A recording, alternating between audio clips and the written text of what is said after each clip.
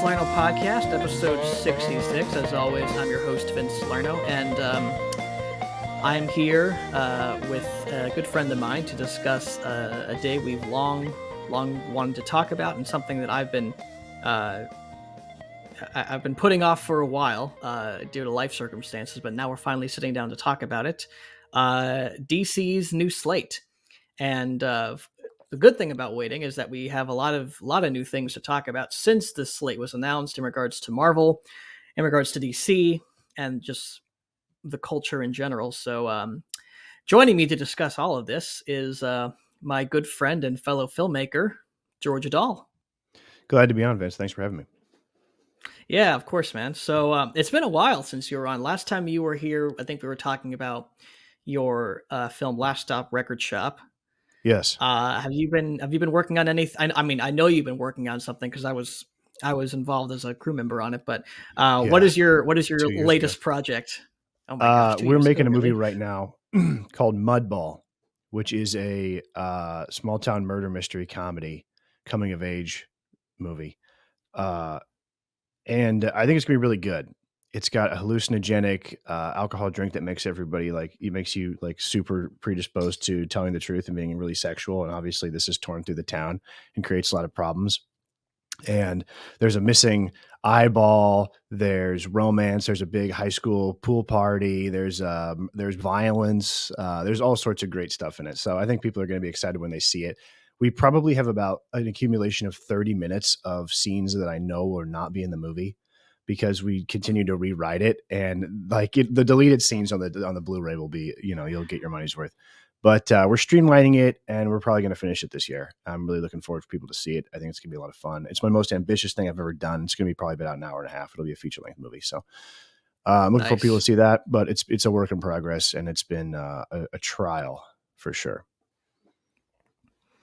Nice. Well, yeah. Looking forward to seeing that when it's finished. Huge cast, biggest cast I've ever had in my life. There's like 35 speaking parts. It's insane. Wow. Last movie was 4 people. Yeah. Sounds like a Tarantino undertaking. Usually he has 10, 15, 20, 100 people on his films that are various stars who either appear as main leads or cameos that appear in one scene, Yeah, there's a little bit of that. Nice. Cool. So is this going to be your last film for a while, since it's such a big undertaking, or do you plan to do more after this? I would say so. I think when I finish and I can say, hey, I made a feature length movie. There's a poster. Here it is. Then I can sit back. Of course, I've said that after every movie I've ever made. I'm done. I'll never make another movie again.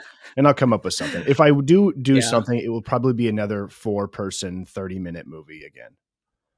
Nice. Yeah, I remember when you said that during Crusades Rule Part 2 or Part 3. I'm done. I'm going to college now. I'm a mature. Yeah, you're going to college. That's it. And then you started making another movie. That's it now. Okay. Now I have to be studious. Yeah. Which I was not. Going the route of Tarantino. I still don't believe him when he said he's going to retire after he does his 10th movie. I don't know. I mean, I guess he's always been a guy that's taken a big break in between a lot of his stuff. Yeah. I mean, he's also the amount of work that I'm sure he goes into during his breaks to write his movies. It's probably what he's doing during his breaks, just making sure it's crystal perfect before he puts it out there. I just wonder sometimes, because after he made Jackie Brown in '96, he didn't make another movie until, when did Kill Bill come out? 2002. Yeah, that was what, that's a 7-year jump. So he must have been getting some residuals off the Pulp Fiction VHS or something. He's hanging. Yeah. So, yeah. All right, we're going to be talking about DC today, correct? Yeah. Yes. I'd love to talk about Tarantino, but let's talk about DC. Mm-hmm. Really quick before we get into that, I've been talking a lot about Indiana Jones and the Dial of Destiny, the 5th Indiana Jones movie, and the dialogue surrounding that, whether it's good, whether it's going to be bad, the rumors, just to get your take, because we've had a lot of talks about Indiana Jones in the past. What's your take? Are you excited for Dial of Destiny? Are you dreading it? No, I'm not dreading it. I think you got a competent guy in there directing it. What's his name? But James Mangold. Yeah, yeah. I said this before, but I just don't. I wish that the guy would do something better with his time. I'd like to see more. I'd rather see him do another Ford versus Ferrari type movie than I would Indiana Jones 5. Hmm. I really, I'm curious as to where they're going to go with it. Obviously, it's going to be some big like coda reflection on Indiana Jones's life because we have a lot of CGI de-aged Harrison Ford flashbacks. So they're probably going to like Hmm. retcon this into being like his great, adventure that he never finished or whatever. Because blah blah Right. blah Yeah. blah blah. They're bringing the Nazis back, which I think is, I mean, obviously that's been successful for the Indiana Jones series. When in doubt, bring in the Yeah. Nazis because it's a good foe for him to fight. But you Yeah. know I feel like that's a little weak. Maybe we could have done something new and different. But I mean, I don't know. I got to tell you, Vince, I saw the trailer and I thought it looked fine. In fact, I thought it even was kind of good. Like when that music swelled, dun dun dun dun. I can't tell Yeah. you They're anything really real slow. excited. Yeah. Yeah, but I I mean, am I counting down the days? No. Mm. So I mean, I'll see Yeah. it probably. Yeah, that's funny because I feel like I'm in that boat where I'm excited. I'm also skeptical, but at the same time, I don't know. People are really, I think, leery of doing like a very retrospective deep dive on Indiana Jones as a character and how he deals with age. And I think that's something that Mangold has really excelled in with a lot of his movies. Like his I know. his take on Wolverine is incredible. Like one of my favorite movies is Logan, It's and he's it's done it. a lot of great like films that really dissect heroism in a way that is kind of an old fashioned like dying art, like from like the John Wayne movies, Clint Eastwood stuff like that. And I don't know. To me, growing up with a lot of that stuff, it's very refreshing to see a filmmaker take that approach, especially to a hero like Indiana Jones, who kind of was birthed out of that even an earlier era of film, like the 30s and 40s pulpy Mhm. serials that literally inspired that franchise. Yeah, I talked a little bit about those films in a brief way on my latest movie retrospective on my YouTube channel. You can follow me at George Dell's Film Journal. But I talked about a movie called Plunder of the Sun, which is kind of a proto Indiana Jones. It kind of has its one foot in archaeological adventure, the other foot in like pulp crime. But that was a solid movie. And then there's other movies like I bought Secret of the Incas with Charlton Heston. You ever seen Ooh, that? That's probably the most I've heard blatant. of it.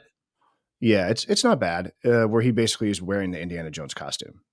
I Yeah. mean, it's like which is it's a fine, okay movie. Hmm. But with James Mangold, it's hard to know sometimes if this is like a theme that this director is drawn to.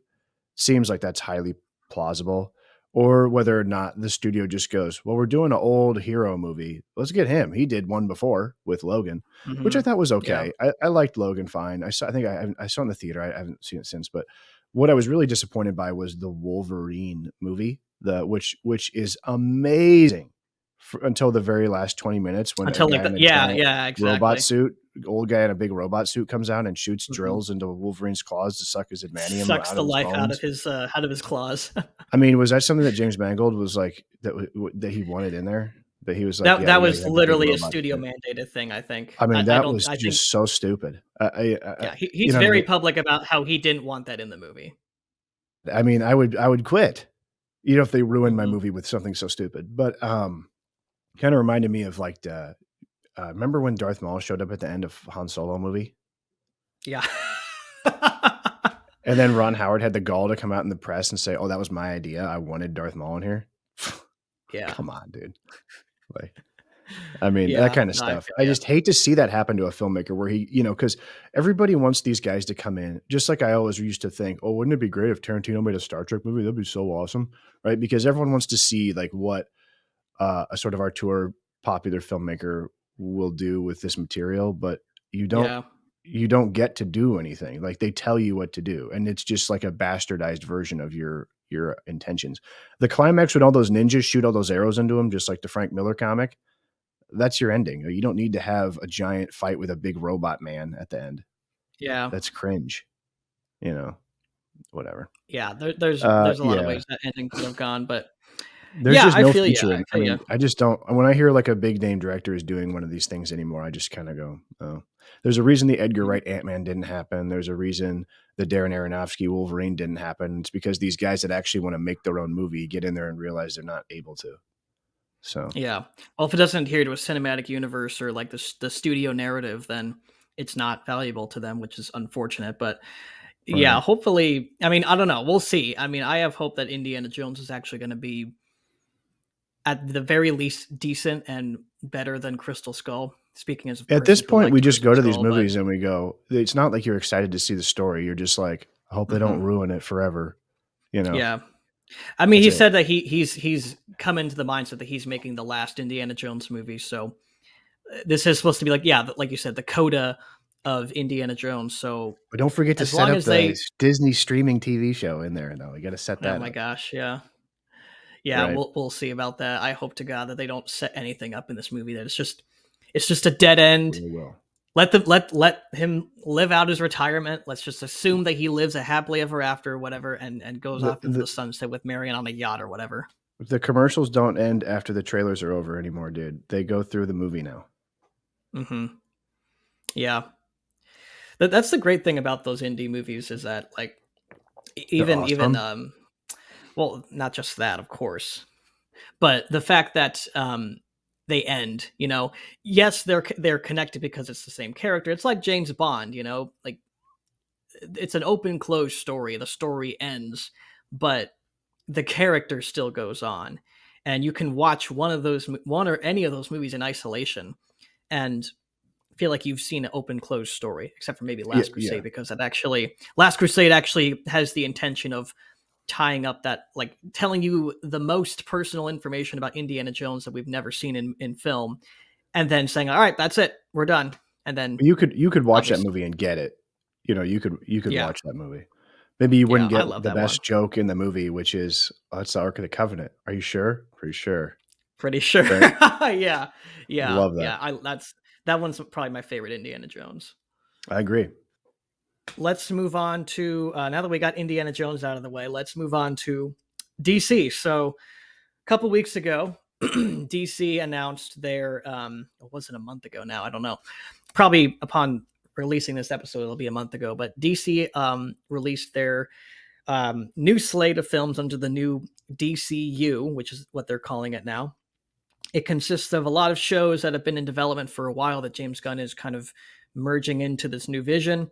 And it consists of a lot of new things that we've been wanting for a long time, like a new Superman movie, Green Lantern TV show, and a couple other things that nobody really asked for, but for the most part, I think everyone's happy is happening. Before we get into that, I want to get your take, George. What is your thoughts on the Snyderverse, the Snyder era of DC, whatever you want to call it, like the DC starting with Man of Steel and ending with the Flash and Aquaman 2 coming out this year. What's your take Um, on it? I remember seeing Aquaman with a buddy of mine in the theater and having a blast. We're like the only people in there and just hooting and hollering. It was fun. It was a fun movie, and they put it Yeah, out in December with nothing else, and they made a truckload of money, right? $1 billion. Yeah, And surprising then, did Justice League come out after that? so the theatrical Justice League came out before that. Well, I'll give you my spiel on the DCEU with Zack Snyder. I was really, really disappointed with Man of Steel because I thought that it was kind of a departure from Zack Snyder's normal work. I thought that like everyone gave him so much of a hard time for having like these like pastel, vibrant, like super saturated movies with slow motion. And I was like, well, I mean, I never had an issue with that. I think Watchmen is a really good movie. I really enjoy it. Mhm. I've seen it multiple times. I love the book too. I don't think there's any disgrace there between the two. I think it's pretty faithful and good. And I was thinking, this guy's gonna be a great job doing Superman. Superman is a larger than life, super colorful. I want him like, think of all the hero shots in Watchmen of people coming down the stairs, people like turning around. Like Zack Snyder he's a pro at that because he's a commercial director, Yeah, right? And we got none of that in Man of Steel. It was like watching drone footage, like that stuff that Julian Assange released, where people are just getting exploded all over the place, and it's like grainy and gray and horrible. And I thought it was one of the most miserable movie experiences I've had in a theater. I hated it. I went on a double date, and it was totally awful. Two girls were like wanting to leave. It was so bad, and they thought we were like big nerds and losers for wanting to go see it because it was so stupid and weird and off-putting and like headache-inducing and terrible. I hated it. I liked Batman versus Superman a little bit more just because I thought it was a little more coherent. They actually had like a plot, even though it was like overly complicated in order to seem smart. And but still, it was like interesting. You know, there was some weird ideas in there. Batman as Karl Rove, Batman as, you know, Dick Cheney kind of thing was interesting. Preemptive strike, Batman. Um, but you know, I think Justice League, I mean, obviously that's some kind of a pastiche of like studio mandates, like cutting Snyder stuff out of it. I've not seen the Snyder cut. I don't plan to. You should. Okay. Maybe I will. It's 4 hours Or long. you know what? I'll make I've been planning to do like a video essay on the comparison between the theatrical cut, or as they call Do it, it. Justice League, and Snyder's version. So maybe I'll do that, and I'll send that to you, and you can That's what I need watch in it. there. I thought the Wonder Woman movie was really good. I thought that was, if you were to pick the best movie out of those, it's probably the first Wonder Woman film. Mm-hmm.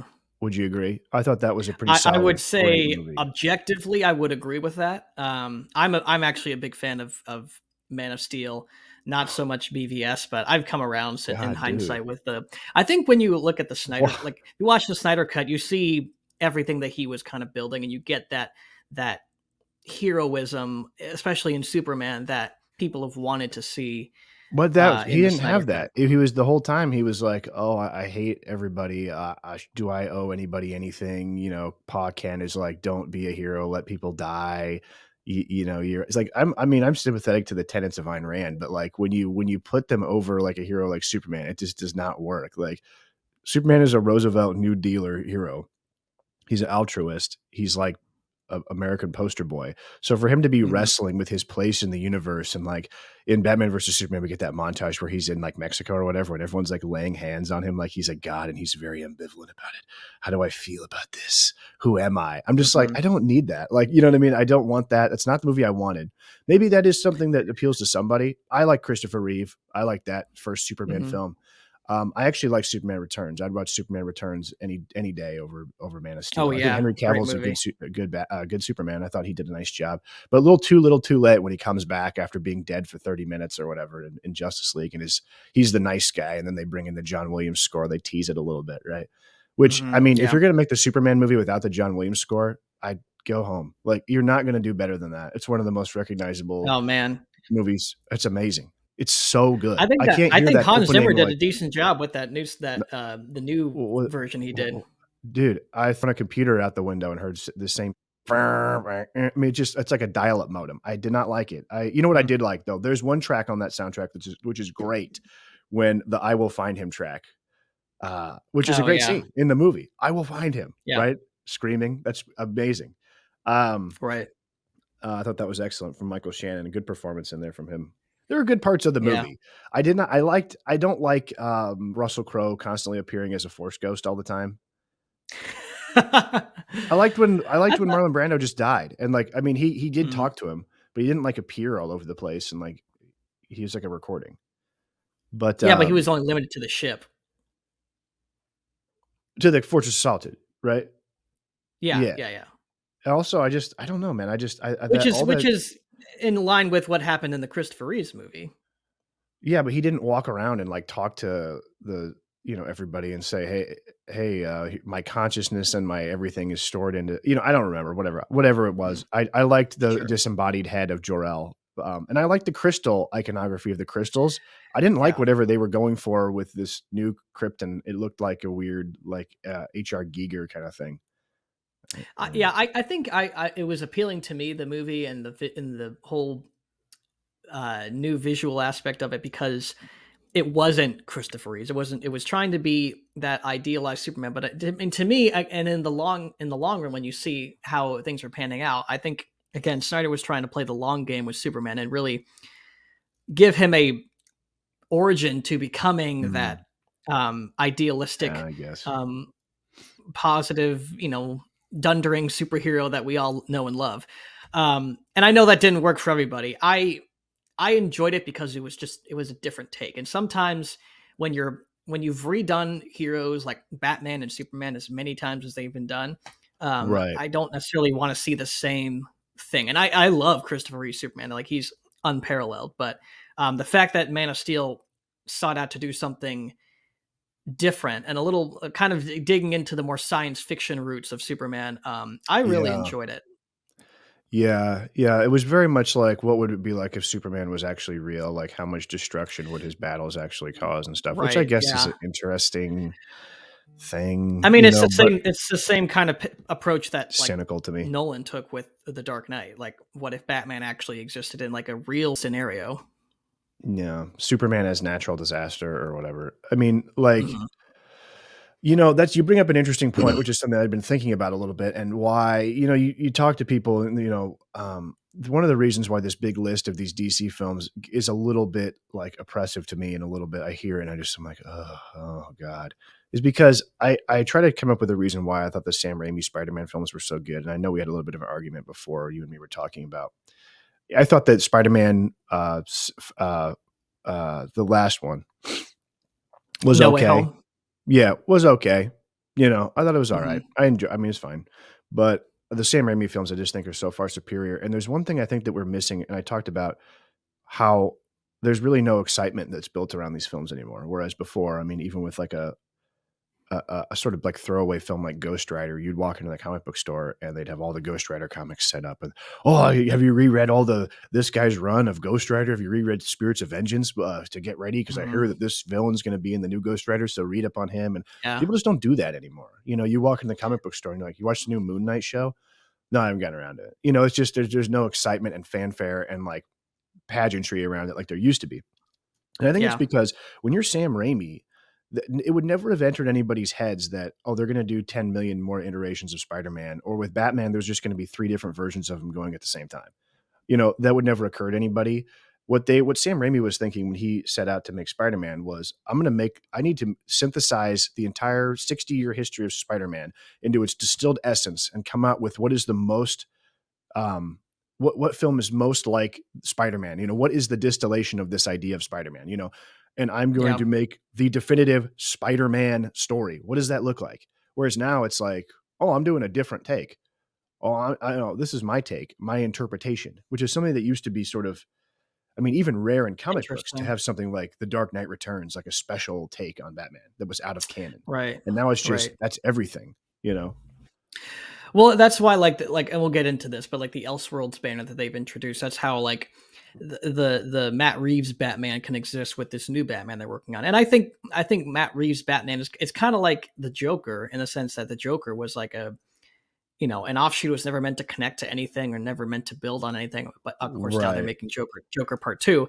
But I liked I liked the Batman because of that, the nature of it. Like it wasn't trying to be the quintessential Batman. It was just trying to Right. be its own different take. Whereas maybe Snyder was trying to do a more quintessential uh, take on the Batman and boil down to, like you said, like the essence of the character. Um, Mhm. but yeah, no, I partially agree with you. I do think that Spider-Man No Way Home was a big nostalgia fest, but at the same time, I think they used the nostalgia and those old characters and those old actors to do something that actually emotionally hit a chord with a lot of people, which was use like almost it's a wonderful life type scenario to propel um, Tom Holland's Spider-Man into um, being the Mm. quintessential Spider-Man that we all recognize. And maybe that's a recurring theme that is kind of a trend with all these movies now, is that the first film is never meant to just set up the hero as perfectly as we recognize him. Like they took 3 films to introduce Henry Cavill's Superman as the quintessential Superman we all know and love.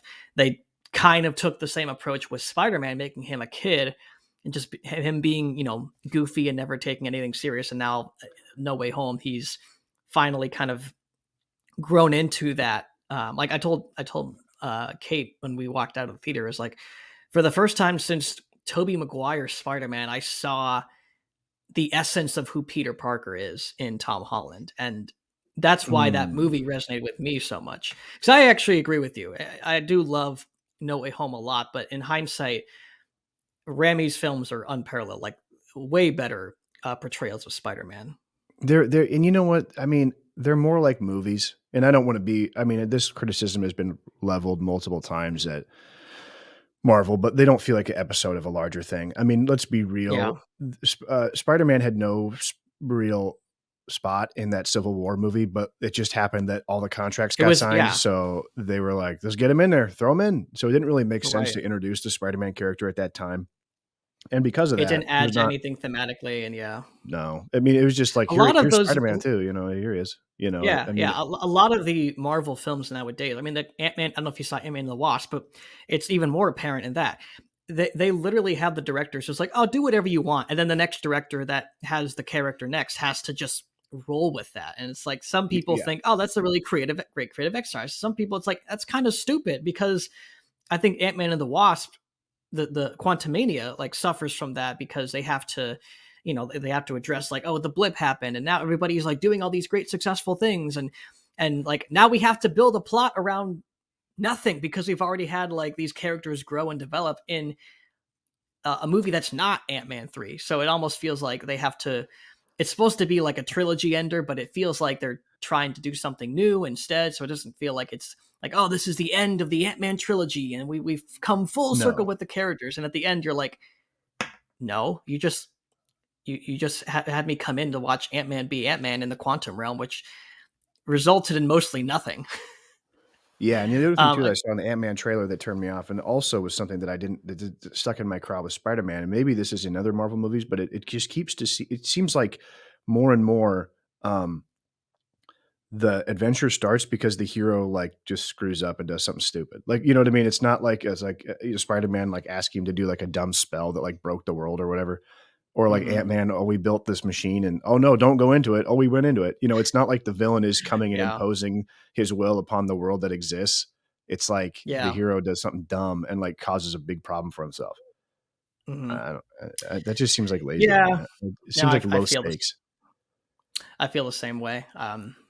I don't know, like just to briefly comment on the whole state of Marvel right now, I really do think that after seeing Quantumania, Guardians of the Galaxy 3 is going to be the last probably really good Ant-Man Marvel movie until maybe they get, maybe if they wow us again with Secret Wars and what, Kang Dynasty, I forget what they're called now.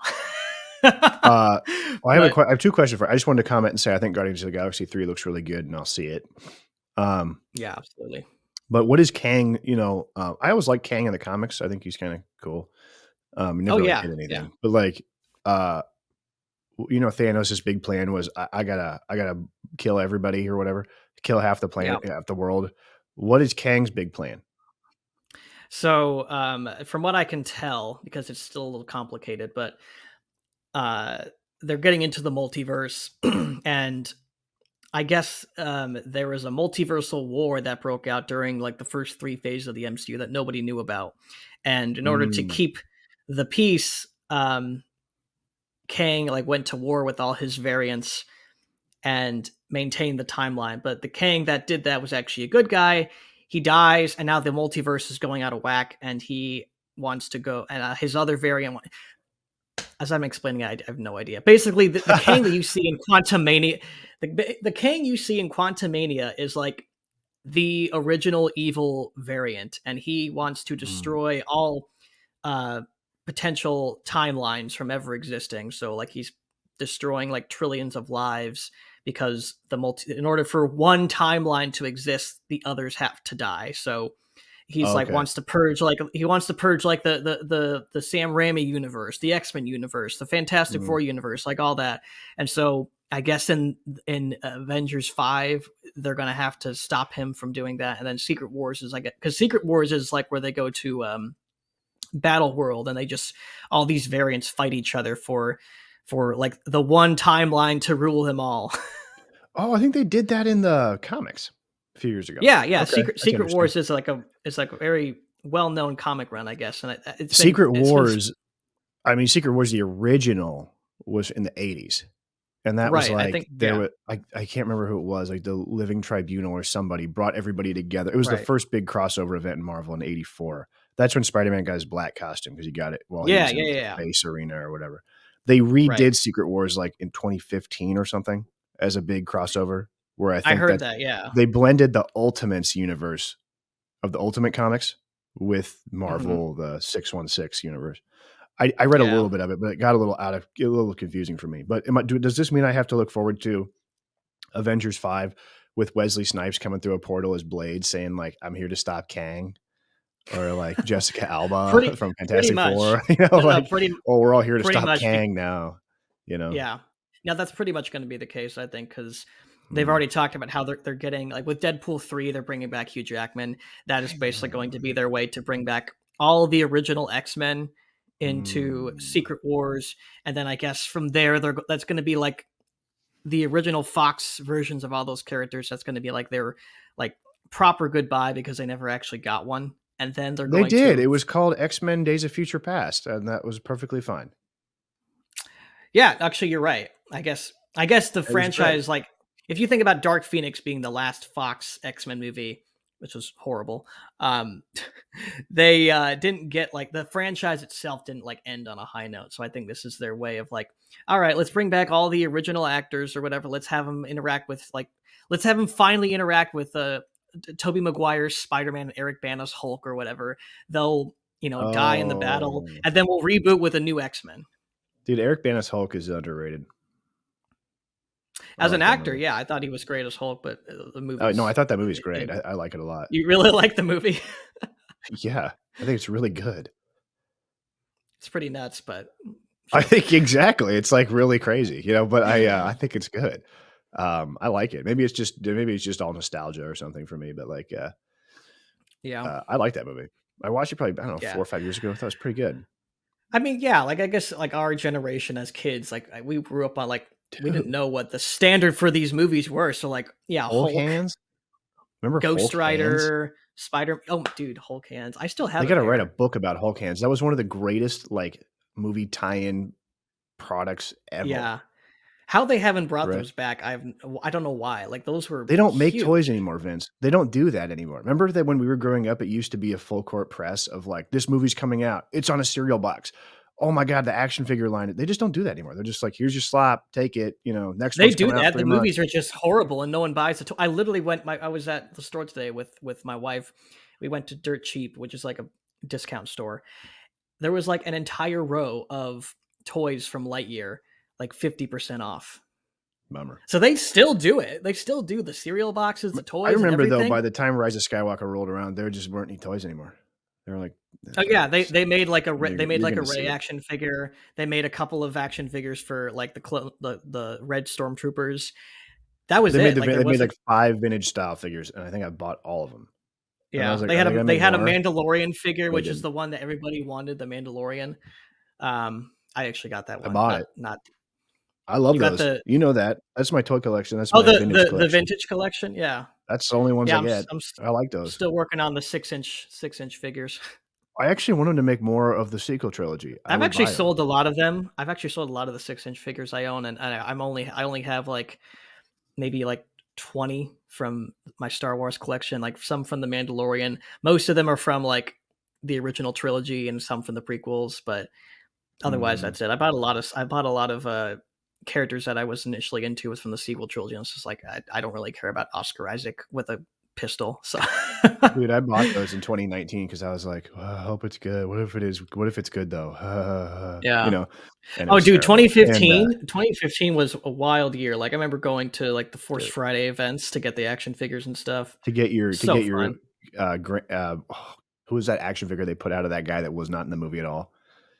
Oh, Admiral Zuvio or whatever. Constable yeah, Zuvio. yeah. Constable Zuvio. I was half tempted to buy that just for the fun of it, and I never I did. saw that figure and I was like, that guy gonna be in the movie? That guy looks stupid. And then like he wasn't in the movies, and I was like, okay, thank God. But Yeah, so yeah, I don't want funny. to get us too off track. I mean, you want to do a lightning round of what Yeah, these yeah, movies yeah. are, and we can Sorry, talk sorry. about them. Yeah, we got I drug you off track here with going yeah, down memory nostalgia lane dude, here. we got sweaty.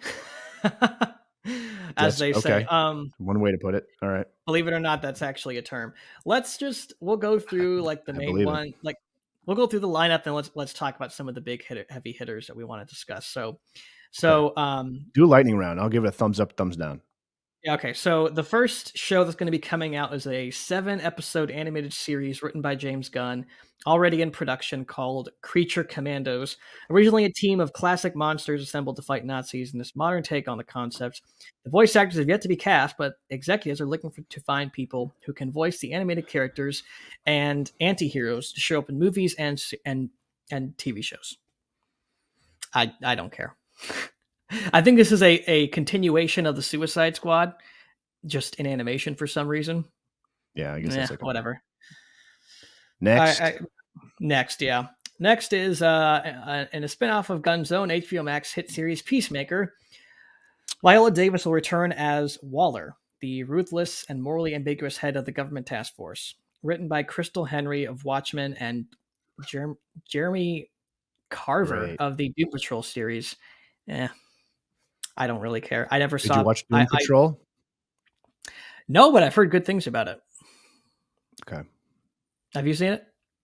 No.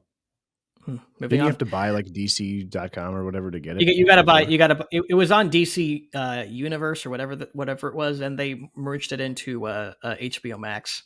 I'll buy that shit if I get the Super Friends cartoon. That's what I want to watch. I mean, literally, I would watch that. Bring back Super Friends. That was great. Or Batman Brave and the Bold. That was a good. Or the Bruce. Oh, Brave and the Bold was. DC's always had a great animated track record. They've always had some good animated shows. Absolutely, yeah. Yeah. Next is a new Superman movie, Superman Legacy. Will feature the Man of Steel. Gunn is writing and might possibly direct, although no commitment has been made.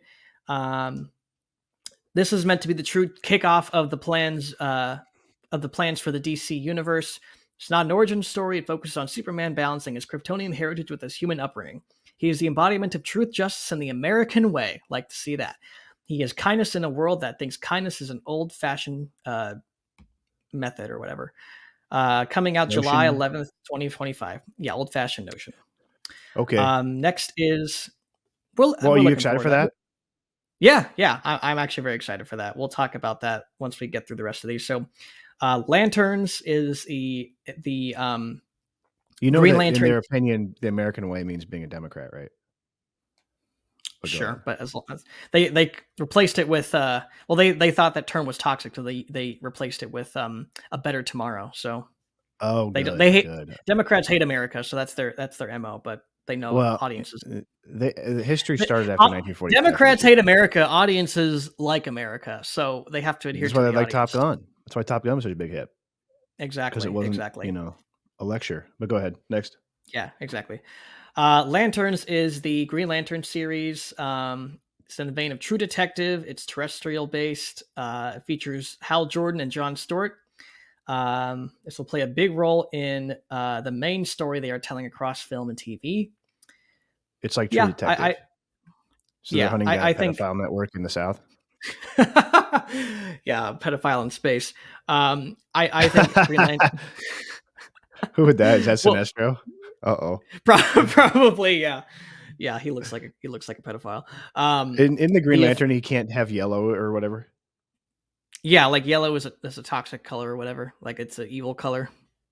I never got a real hard, concrete idea of what that means. Does that mean that if you have a yellow lantern, you're done for? It's like a yellow ring. Yellow ring, yeah. So it's not like you get a rubber duck at him or you're just gonna die or something, right? Yeah, it's like sin. It corrupts your soul. Gotcha. Next is The Authority, a movie based on a team of superheroes with a rather extreme method of protecting the planet that was first originated in 1990s. I can tell you exactly what this is going to be. Oh, we have a rather extreme idea. Remember that movie Hancock? Yeah. Will Smith? Remember that movie? That happened. Everyone forgot about it, but it was a movie that would happen. And there was a moment in the movie Hancock where there's a beached whale or whatever, and then Hancock picks it up and throws it, and it explodes. And the joke is okay, Hancock, that you did something, but that's not the way you're supposed to do it, right? That's that show that you just described. It's going to be all that. That's going to be every joke. Every joke will be that kind of a thing. Oh, well, I stopped the bridge. Yeah, but you blew up 10 cars. ha ha ha ha. Yeah. Don't care. I don't have Next. I don't have too much of a connection to this, but I imagine that if James Gunn is going to direct anything, it's probably going to be this because he said it's a passion project of his. So Oh I'd God, rather I'd really? rather Okay. see him. I'd rather see him do that than Superman. To be completely honest I'll with get to you. my conspiracy theory when we're done with this. But you know, another part of this whole thing and why I'm jaundiced about this is that like I don't know very much about DC. I know a fair amount, right? But like, Mhm. if you were to say something like Marvel's doing a Champions movie, I would be like, oh, I know what that is. That's Hercules and Ghost Rider and Namor and Silver Surfer's team. You know what I mean? Yeah. Like, I know all that goofy stuff about Marvel. I don't know anything about DC, so I'm sure this is some kind of really popular thing, but I have no idea what it is. I've never heard of it until now, so I don't know how true Maybe that they just is. made it up. Well, it was a 1990s comic run, but like I've never heard of it. Anyways, Paradise Lost is a Game of Thrones style drama series set on Themyscira, birthplace of Wonder Woman. It's going to be a prequel series that will take place before the DCEU's version of Wonder Woman is introduced. So I don't know Boring. why. Yeah, boring. I don't know why that we need to learn about Themyscira, I don't but like that everything is compared. This is like True Detective. This is like Game of Thrones. This is like that other popular thing you like, but with yeah. superheroes in it. Why don't you just make Okay. something original without comparing it to something it's already been? This It's is like, has superheroes in it, but don't worry, it's mature like those other shows. It's like a not for kids. It's not like yeah, lame. You can watch it and not be embarrassed and feel like a loser. Next. Would yeah. you agree with that? I mean, this Uh, is so cynical. for the most part, yeah. I don't know. I do get annoyed by like we're gonna do this, but it's different. But we're still gonna compare it to this. It's like just make your movie. I don't care. Do something Yeah, wild and different. it's a Blue Don't Beetle, compare it but like to. Schindler's List. Like, oh, okay. Yeah, exactly. No, I Yeah. agree. I get tired of that. The Brave and the Bold, the introduction of the DCEU's Batman, and James Gunn's favorite Robin, Damian Wayne, who is a little SOB. Movie will take the classic Batman run by Grant Morrison and Mhm. introduce him to the son he never knew existed, which was raised by murderous assassins. Love it. Sounds cool. I wanna Yeah, see we'll, this. we'll come we'll come we'll come back to these and we'll elaborate on our thoughts. I just want to get through all of these. So also this is part of the Elseworlds lineup in DC, but the Batman Part 2, which is the official title of the sequel to The Yep. Batman with Pattinson. He'll Okay. continue to portray the Dark Knight for at least one movie in the crime saga directed by Matt Reeves. It will be released on October 3rd, 2025. So that I think either they're going to do one more Batman movie and that's it, or they're actually going to follow through with a trilogy. But that to me says that they want to get rid of all the Batmans running around. So this is like basically said to Matt Reeves, you have one more movie, make it good. Yeah. Last three, Booster Gold, HBO series based on a character on the character about a loser from the future who uses basic future technology to come back to today to pretend to be a superhero. I could absolutely see Chris Pratt playing that character if he leaves Marvel, but I don't think he's It's a leaving great Marvel. it's a great premise if it wasn't connected to a big universe of stuff. Like if hmm that was just a movie on its own, that's a great idea. Yeah, exactly. Supergirl, Woman of Tomorrow, will take cues from the Tom King written miniseries. Um, we will see the differences between Superman, who was sent to Earth raised by loving parents from a time he was an infant, versus Supergirl, raised on a rock, a chip off Krypton, who watched everyone around her die and be killed in terrible ways for the first time for when she was Mm. 14 to sorry, killed in terrible ways from the first 14 years of her life and then coming to Earth. She's more hardcore and not the Supergirl we're used to. So she'll probably be like a very edgy contrast from the more idealistic, positive Superman. Did we see this Supergirl in the trailer for The Flash? No, that's not the same Supergirl. Oh, God, dude. That was Henry Cavill's replacement before they were going to make an all-female Trinity. I'm sorry, what? They're gonna when It, that was supposed to be a Henry. Okay, never mind. Go she ahead. was going Yep. to in the multiverse, like the movie was going to end with her replacing Henry Cavill in the universe, and it was going to be like a female Superman, a female Batman, and Wonder Woman, like a female Trinity. Oh my God. Okay, I can't do it. Sorry, that was like listening to someone explain the Bosnian War. Go ahead. Next. Yeah, stupid. Last thing is Swamp Thing, a horror film that promises Love it. to close out the first part of the first chapter. Rumored to be directed by James Mangold, which would actually be very interesting. So I think we all both really want to talk about. We definitely got to talk about Batman and Superman. So let's talk about Superman Legacy. Thoughts on this? What do you think? I hope James Gunn doesn't direct it. This will give me a chance to do my conspiracy theory. Go for it. First of all, I have a question for you. Yeah. What would be a better avenue for these guys to go down? Would you rather they reboot the Snyderverse and do another cinematic universe? Or would you rather that maybe what DC was is not an extended universe, but just a bunch of standalone different takes on stuff?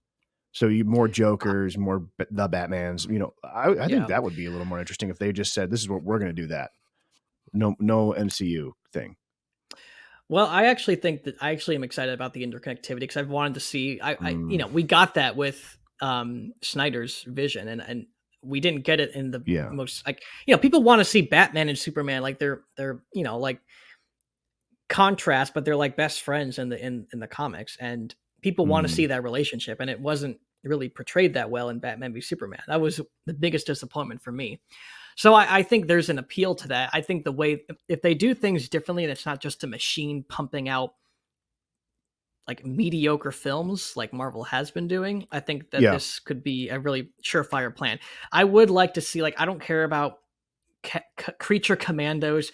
I don't care about the Authority. I don't care about Paradise Lost. I don't care about Booster Gold. Actually sounds fun, but I don't care about Booster Gold. Give me like a Superman, Batman, Wonder Woman, Green Lantern, whoever else, and give me those movies. Don't connect them to a bigger universe, or if it is, like, do what Marvel did with the first phase, and just like make them very subtle. Yeah. That first phase of Marvel is probably going to go down as my favorite because it was like in Thor, you didn't see Iron Man flying around. You heard a reference to Stark once, but you don't hear, yeah, like that used to be exciting in itself. Like, oh my gosh, they said Tony Stark. They're actually doing it. They're gonna do it. I know, and then you got to the Avengers, and it's like, holy crap! Like, this is exciting. I'm like, I remember waiting at the end of Iron Man 2 so I could see Agent Coulson look at a hammer, and I was like, yeah, "Oh, yeah, right." And that's what has been lost in Marvel because, like, you see, everybody's connected, everybody cameos and everything. There's no that's kind of lost on us. And if DC does like very like stripped back, no like big universe references to characters and no one meeting up and cameoing in each other's movies like on a regular basis, like this could be a good like reworking or maybe even one upping Marvel in their phase one strategy. Cause I want to see more stuff like that. I think what's ruined Marvel is everything is connected. It's all like everything bounces off one thing or the other. Somebody did something traumatic in Endgame. It ties into their next movie. It's like, right. I don't want to see that all the time. I want to see like you said, like of like Brainiac falls down from the sky in Superman 2 and or Superman Legacy 2, whatever it's going to be called. And they got to stop Brainiac. What happens there? Like, I kind of want to see more stuff like that instead of, like you said, oh, someone accidentally flipped a switch and now we're stuck in the quantum realm and we got to get out of here and we got to stop Kang. We're so dumb. We got into our own issue. Yeah. Yeah. So I'm actually excited for this new era. The potential to also, I've been saying, if DC does this right, they could really take the upper hand from Marvel because Marvel is suffering right now. They have no idea how to win back their audience that they've already lost, and I mean, DC has a real chance to take things back. I don't want to be the bring down guy here, but like I don't see. I mean, I was shocked at how well Ant-Man did over the weekend. Or its box office was pretty huge. I didn't think that. Apparently, it underperformed, but it still made $120 million. Well, it was projected to be like a $200 million No $300 million way. opening. No, seriously, look at the For projections. Ant-Man? Okay. All right. Well, that's fine. I guess that adds to my I think this whole thing's going down. My conspiracy is that James Gunn is a good filmmaker. Is he Mhm. a gigantic comic book fan? I think he probably likes comic books just Yeah. fine, but I'm a huge comic book fan. I'm not gonna make 7 if that was his privilege to be a Hollywood director, I'd be like, "Yeah, I don't wanna make 7 superhero movies in a row. I got other things I wanna do." Right? So, like, I think what he did is he got a big check for 300, $400 million, and, he's like, "Yeah, I'll be the head of the DC thing, but I know that this whole superhero fad is gonna collapse in the next 5 years, and then, I signed up for a 10-year job, it's gonna be a 5-year job, and I'm gonna walk away and go, 'Oh, sorry, now I'm gonna do my new thing.'" That's my conspiracy. I think that he's like, I'm taking the check. I mean, this is an insane idea that they're just going to reboot their whole cinematic universe or whatever because the first one was a flop. I mean, it's one thing for people to swallow, like, hey, this is Batman Begins, forget the Joel Schumacher or whatever, but to be like, Mm. I mean, and they've got this Flash movie coming out, and I mean, do you know? Are they gonna launch this new series out of that Flash movie by saying that we broke into another dimension or something with Flash speed? I don't know. I've heard conflicting things. I've heard that Flash resets the universe, but like you're going to see Amanda Waller and Peacemaker still walking around in this new DCU. At the Yeah, same time, I've what? heard that Flash is basically just going to end in its own way. It's not going to How are they connect to gonna anything. It's not half going to. reboot it? How are they gonna half reboot this thing? That's the weird thing about it. It's not like a hard I don't break. know. It's like some characters are coming along, and it's like, "What?" Well, there's also the issue of like they can't talk about recasting the Flash, recasting Aquaman, recasting Wonder Woman, or Shazam because these characters are going to be in movies in the next over the next year, and "Yeah, come see I Flash." yeah, no, It's gonna be they really literally have good, to be and then like, forget about please it. come see this movie, and then we'll talk about like Ezra Miller's out and never coming back to DC ever again. Like it's the worst kept secret that Jason Momoa is going to not stop playing Aquaman after this movie, but then he's going to become Lobo in the new DCU. But he can't talk about that, or they can't talk about him leaving the character because they want Aquaman 2 to give them another $1 billion. Overload, dude. Yeah, maybe. I don't know. I do think this is a little too much too late. I think probably half these movies they announced won't happen. They just are All not I gonna care about is at this point, all I care about is Batman, Superman. Sure, let's do Wonder Woman or Supergirl as well, but I don't care about the rest of these, honestly. Yeah, I agree with you. If whether some of these happen, Swamp Thing seems like the most definitive thing because they've already got James Mangold apparently in talks to direct it. let James Mangold go do something else. Leave the guy alone. He didn't even make enough superhero movies for you guys. Leave he's him already alone. Let him doing go. I guess after Indiana Jones, he's doing a biopic on what's Bob Dylan. One for them, one for me. Poor That's pretty guy. much it. Yeah. Come do Swamp Thing. Okay. Come do Can I make Swamp like a Thing. Western after that? Yes. Yes, please, God. Can I make a movie that would have been a gigantic box office hit in 1990, but is not anymore because people just want superhero shit and Yeah, no, 80s please, remakes? please, God, let Mangold make another Western.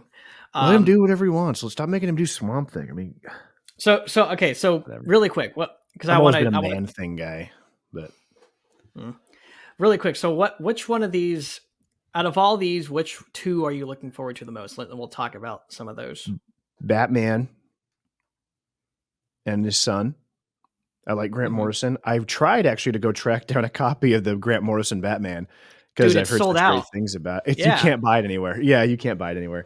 So, but I have crazy. read his All-Star Superman, which is one of my favorite comic books, and a fantastic Superman story. I've heard great things about the Grant Morrison. You'd I love it. actually, I watched like a video breakdown of just kind of the basic beats of those That's great. that run, and then the Batman run. Which the Batman run is insane. Like there's time travel. Yeah. Batman has to like go through history from like the dawn of man back to like modern day Gotham to become That's Batman fun. again.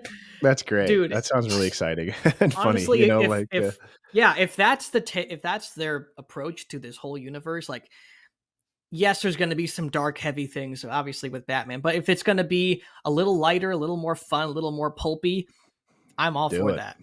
I don't You know, I need I don't need another Dark Knight. Dark Knight is No. great. Let's do something else. Yeah, no, I'm with you there. And what I liked about the Grant Morrison, from what I've heard, or what I think I'll like about it, is that I talked to my friend Ryan from Cinecrisis YouTube channel, and he said, he's like, basically Morrison's mission with Batman was just to like make everything from the 50s that was just goofy as hell, like canon. So like the Batman of Yeah. Zurin R is real. Zebra and Rainbow Batman are like just parts of his like broken psyche that are part of Batman. I'm like, whatever. Like Batmite's real. Yeah. Ace the Bat Hound, that's all a thing. Like, you know, I'm like, that's great. Yeah. You know, that's That fun. was Fine, do it. Go for it. it's cool. And also it's a very optimistic take on Batman. Like everyone portrays Batman as being like Yeah. psychotic and he's insane. He dresses up like a bat, but actually his Yeah. approach from what I've heard is that if he wasn't Batman, he would have gone insane and become one of these villains. But Batman allows him to be like basically the pinnacle of human existence and human capability. And it's like, that's a cool concept. Like That's a great Batman idea. being what every human being can strive towards as far as like our potential to do good and to overcome our demons and turning trauma into growth. That's awesome. I love that. I really want to track those books down because I can't find them anywhere. I stopped at 2 comic book stores; they're sold out. Yeah, I gotta check my local store. So actually, I've never been much of a comic book reader, but it actually made me want Really? to buy them and read them. Yeah, Dude. I don't know. I've been getting better at it. I track down like every time a movie comes out, like Venom 2 came out a year ago. I picked up a random Venom comic book. It was like the first time they introduced like Agent Venom, and Eddie Brock was trying to track down the symbiote, and Spider-Man was involved, and it was basically like all these symbiotes were taking control of this corporation, and Venom and Spider-Man and Agent Venom had to team up to take them all down, and it was pretty cool. So I don't know, I'm getting back into it.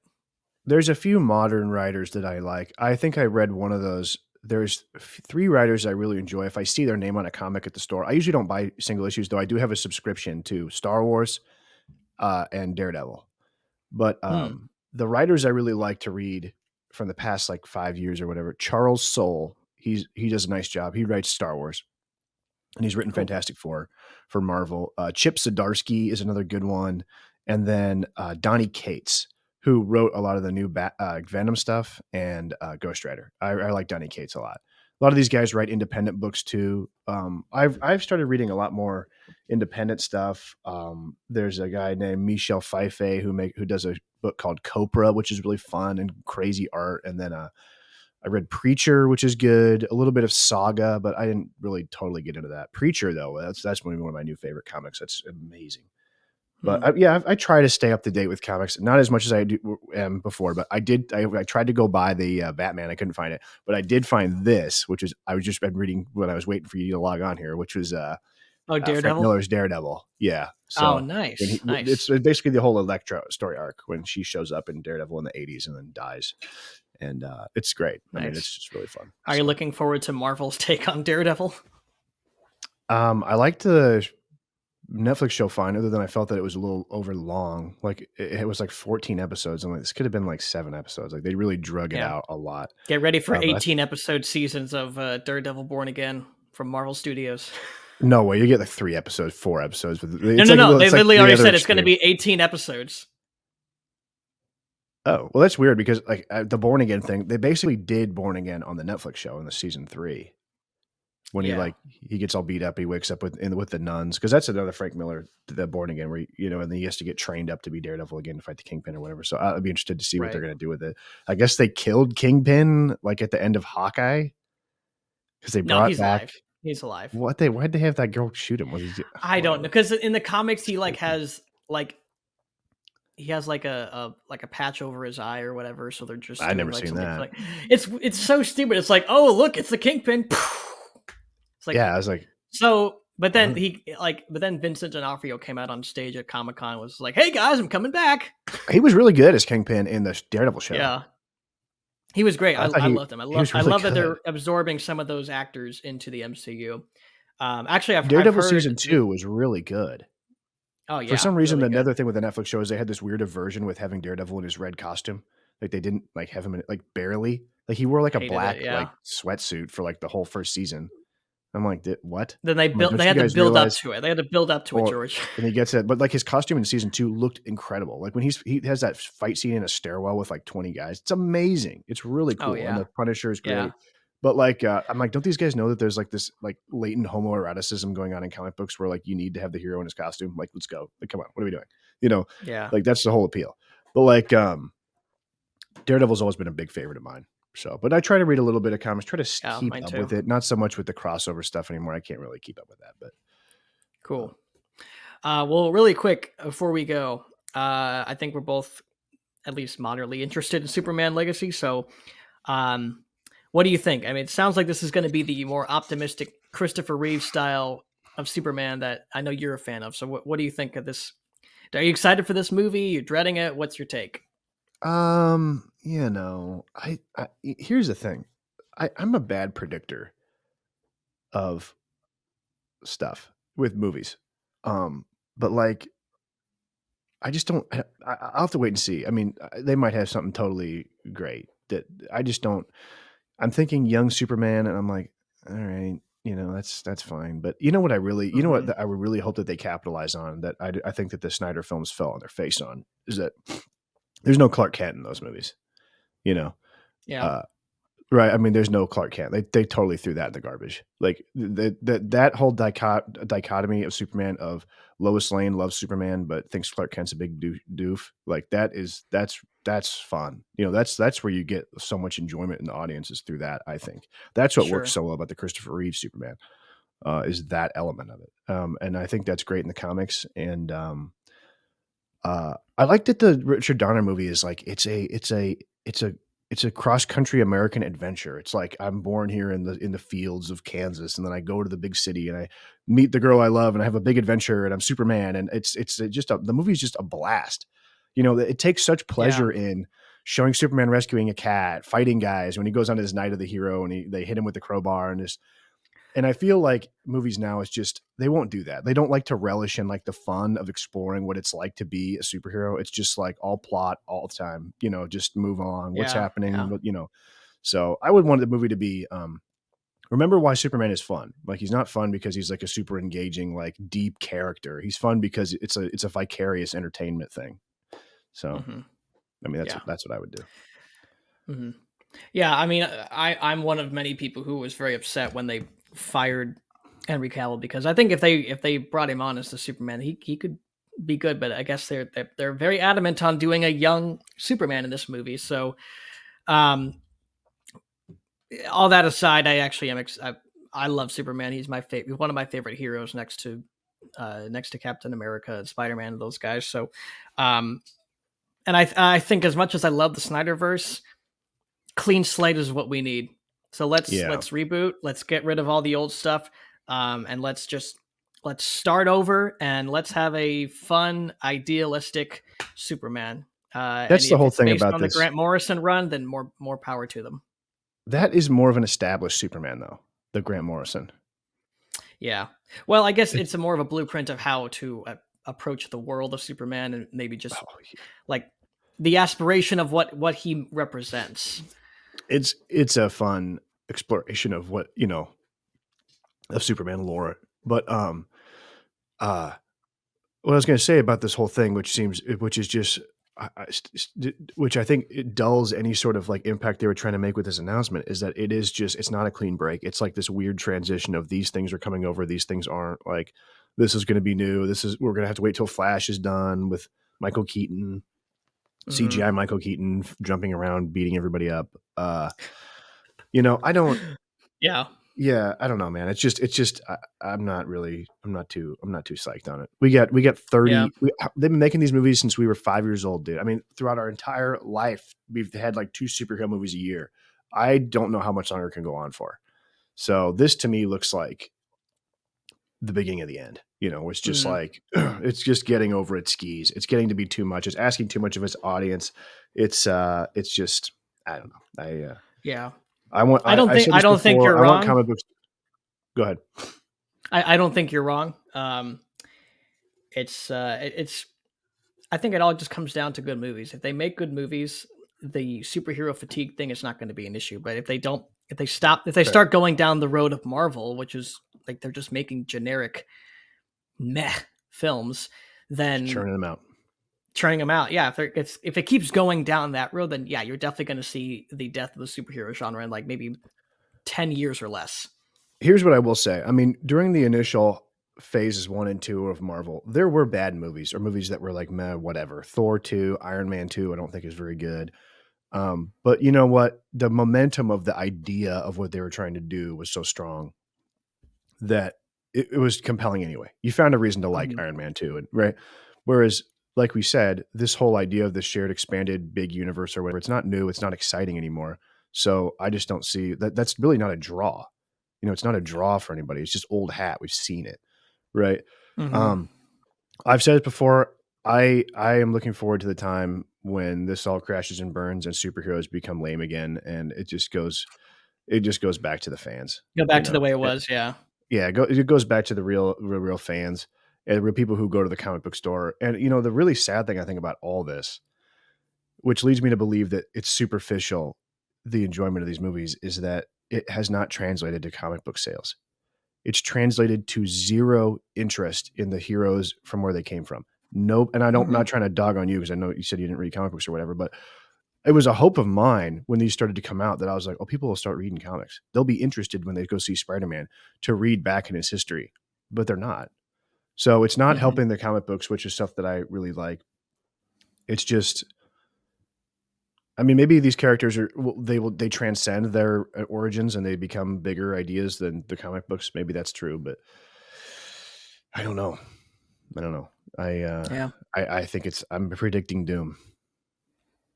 Yeah. No, I feel that. I understand that because I mean the other problem is like the comic books that are being made today are just garbage. Like they're either woke or they're just bad storytelling. Like you every now and then you'll get a Yeah. Grant Morrison, but people are going back to those old comics. I feel like if they are touching comics at all, but there's just nothing exciting that's new to glom onto as far as I'm Well, aware.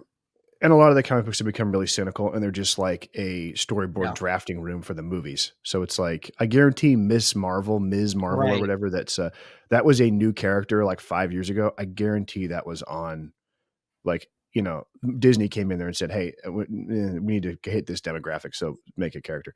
Okay. Oh, it's Or based on Falcon the comic. America. Yeah, yeah. I mean, like, you know, and Marvel's done this before. I mean, I like to look at She-Hulk, the comic book. I have a conspiracy theory about this, never been proven, but I think it lines up. Hulk TV show super popular in 1978, right? 1979, She-Hulk issue 1 comes out. Stan Lee writes the first issue, and then never touches the comic book again, right? So technically he created She-Hulk, right? So and I think what they were thinking was that, okay, there's a show called The $6 Million Man that's really popular. And then there's the Bionic Woman that's a spinoff. So maybe we could get a Hulk spinoff called She-Hulk. So let's create that comic now. Stan Lee, I created it, you know, so I get the royalties or whatever. But that never Mhm. happened, obviously. But She-Hulk was a cynical creation from the beginning as well. So Mm, this is not new necessarily. But interesting. Well, She-Hulk the TV show was the most cynical piece of garbage I've ever seen. So tough. I no watched episode surprise 1. there. I heard I, Daredevil was I going to be in it and watched that episode. Daredevil was in it, and he was fine. He was the best part of the show. Tough. You know, everyone was ripping the Yeah. Daredevil on that as like the one night stand Daredevil guy or whatever, but that was always such a big part of him in the comic books was he was a total player and had like a million girlfriends, which he does. All sorted, Mhm. horrible relationships that he can have Catholic guilt over later, which is part of his iconography, right? But Yeah. As long as that Catholic guilt is in the show, which is I don't know, that's part of the reason why I like the character so much. I'm afraid yeah, that with Marvel, that's totally going to be like, oh, we're not going to touch the Catholic stuff. It's like if you don't, then you're not right. going to get the essence of who Daredevil is because You know, it's that's such a big part it's of the iconography of the character. Daredevil against a yeah, stained yeah. glass And the Netflix window, show like did such perched a on a great job with it. church in Like a me and cemetery. my You a know, lot of like my friends at Catholic University, like we all loved that show because it was something that was not for I don't want to say for us, but it was something different. Like it was actually getting into what we talk about, the difference between guilt and shame and doing something good with your life and I don't know. they I did get really actually frustrated. engage with the Catholic element of his personality, which I thought Yeah, that was yeah, good. absolutely. Anyways, before we go, You did talk about the Flash. We did have a trailer for the Flash, Super Bowl Sunday. I think it's going to be a good movie, regardless of the crap that Ezra Miller has done. I don't. We all know he's a bad person and needs help and prayers. But What did he that do aside, again? I don't even know what he he did. Is he just like he weird or was something? he was like a cult leader. He kidnapped a girl. He choked a girl. He What? he broke into someone's house. He's done a lot of things. Whoa. What He's do you mean he was a also cult leader? I have no idea Never mind. what We don't have time for exactly this. it I'll look meant, it but up. yeah, Whatever. Yeah, yeah, I never liked you'll him. I thought find. he was kind of annoying. Yeah. I wasn't a huge fan of him, but like for better or I'm for the worse, Flash. like yeah, exactly. I think the movie looks good. I think it's going to be a good movie. I don't know if it's going to be the greatest superhero film of all time, like James Gunn keeps saying. I'm sure he's just saying that to sell tickets. But I like the idea of them going back to like it does feel like a good final chapter for this Snyderverse. They're going back to the Man of Steel. They're going back to Man of Steel with Zod. Supergirl's in there. Michael Keaton's Batman's in there. We get one more chance to see Ben Affleck's Batman, who's my favorite Batman, in action before they blow it all up and rebuild. Sure. Are you It not looks looking like a forward to big. It looked like when back in the 2000s when people used to make like they would say new X-Men trailer or new Avengers. Or this happened in like 2010 all the time, and they would just cut together like 8 movies and put them together and make it look like it was a trailer for the Avengers film. Remember this? it? Yeah. That's what that looked like to me. That's what the Flash trailer looked like to me. Wow. Are you looking forward Not to gonna it, or see are it. you just No, not going to see it? no. I mean, if I hear it's really good, I'll go see it. Or I mean, if I hear it's great, Yeah. That's my. I mean, if it's, I honestly just kind of want to see it because Ben Affleck. I love that version of Batman, and me too. I thought he did a wonderful if job. I thought he was one of the best yeah, looking actors in the suit. if he's not just there for a cameo at the beginning, and he actually does something, and he like I've heard that he's gonna like make a sacrifice, and he's going to be like phased out of the universe because this was the movie made when they were going to phase out all the Snyder stuff that didn't work, like Batman and Superman, and replace it with all female Justice League or whatever. They were actually wait. Is that um, actually a thing? oh yeah, it was actually a thing. Ben Dude, they've been Affleck was trying going to to. be replaced by the Batgirl movie that they canceled, and then Supergirl was going to replace Henry Cavill, and it was going to be Batgirl, Supergirl, and Wonder Woman. Okay. I Kid you mean, not. I yeah, dude. That's why. That's exactly that gives me more credence to this idea that none of these movies are going to get made because over at Warner Brothers, whatever's going on over there, there's no one. There's no one in charge of the ship. It's just a mess. They'll change James Gunn. They'll fire him. They'll change it all around. It's a mess. perhaps. So I mean, David yeah, Zaslav seems to be pretty based out there. He's like all about we need to expand pretty our based. franchises. I don't know, maybe I don't know. I don't have any evidence to corroborate that, but Okay. he knows how to make money, and at that point, that's a pretty based idea. Just making money nowadays. I'll take your word for it, buddy. Yeah. All right. Well, I think we've talked long enough about this, but I'd say we're both in one way or another, we're both cautiously optimistic. Sure, I Maybe want to me see more that than Batman son in movie. I want John Hamm to be Batman. that'd be cool. Give the guy That'd a be cool. role that's not commercial. You know. Yeah. No kidding. Give him And more than just being the lieutenant that everybody hates in Top Gun. or like the side cop in like the town. He gets all these like authority figure bad guy roles. I'm like, Yeah, he was why? This freaking guy's like Don awesome. Draper. He led a show for like 7 seasons. Give him Yeah, something to he do for was crying out loud. awesome in that. All right, All right, man. Well, hey, DC, let's go. DC, let's go. We'll see. Well, thanks everybody for tuning into this latest episode. Apologies that it took so long to get out. George, thanks for coming on. Glad we could do this. If people want to follow your YouTube channel, your socials, where can people find you? Yeah. You can follow me at George Dahl's Film Journal on YouTube. I just put out a new first part of a documentary on pre-World War II American movies, like that smuggled in propaganda against the Nazis and like what that took in America for in the fight against the Breen office to make pro entrance into the European war films at that time. And it's an interesting history that has to do with like there's a lot of communist spies in there. There's like there's a lot of stuff. America Firsters, politicians, stars, everything. So it was really fun to research. And part 1 is out. Part 2 will be coming out soon, but before that, I'm going to have a review of the 1978 film Force 10 from Navarone that I'm working on right now. Oh, dude! So have you seen that? No, it's on my list, but just so I can watch your review, I'm going to go watch it. Absolutely. Yeah. So I go into the movie, what I think about it, a little bit and also in that they filmed the movie in Yugoslavia.